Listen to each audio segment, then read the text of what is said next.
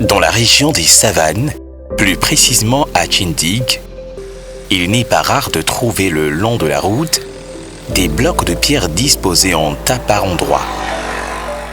Dans le but d'une commercialisation, la population se rue sur cette montagne, la dépossédant ainsi des fragments rocheux qui la composent. Une situation qui est à l'origine de bien de dégâts environnementaux dans la localité. Si vous-même vous voyez les montagnes là, avant nos parents cultivaient, ils avaient bien aligné les cailloux. À un moment, on a tout enlevé les cailloux, vendre. Comme les cailloux sont enlevés, l'eau emporte la terre. Fragilisée, la montagne se dégrade de plus en plus à travers l'érosion et le lessivage de ses flancs.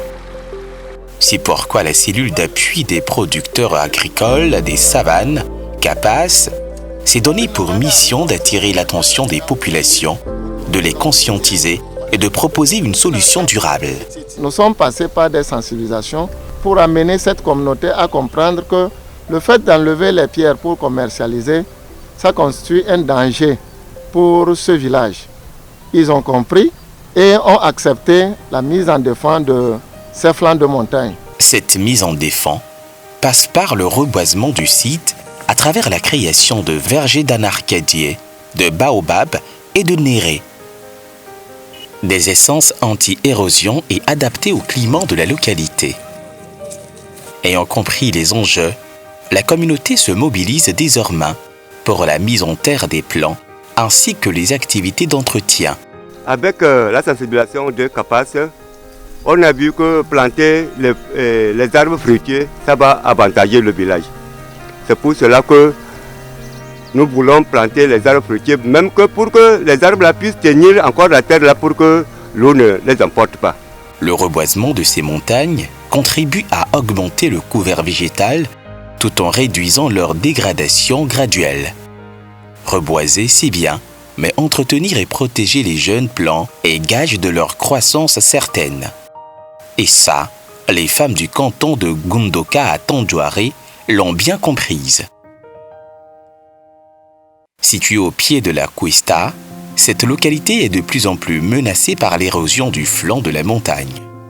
Avec l'appui du réseau des femmes et développement des savanes REFED, une ceinture verte a été mise en place par le biais du reboisement, avec la production des cages de protection, efficace outil de défense des jeunes plants contre les animaux en divagation.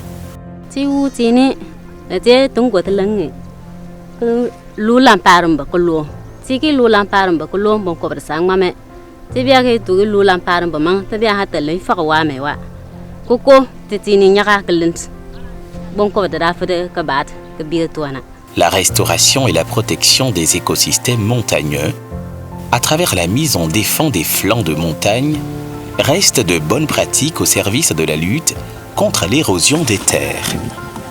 Ces initiatives éco-responsables sont soutenues par le programme de microfinancement du Fonds pour l'environnement mondial mis en œuvre par le Programme des Nations Unies pour le développement avec l'appui technique du laboratoire de botanique et écologie végétale de l'Université de Lomé.